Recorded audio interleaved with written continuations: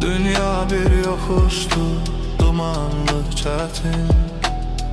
Yorulma bu yolda, dayanma gülüm. Her zulmet gecenin sonu bir ışık. Korkma karanlıktan, yanındayım ben.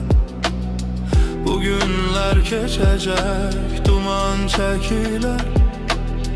Hele hoş günlerin önü bizdedir. Gözünden akan bir damla yaşın, İnan ki behresi yönü bizdedir. Ben odam, ben ocağım, ben o zirveyim.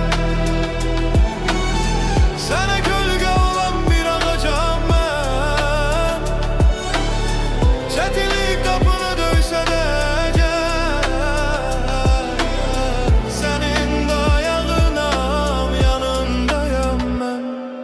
Sen fikir eleme, geçer bu dövran.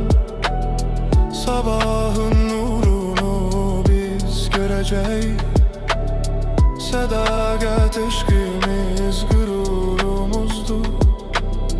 Biz bu imtihandan bir geçeceğiz. Yanındayım yine, her an, her zaman. Ne kadar ruhum var yanımda.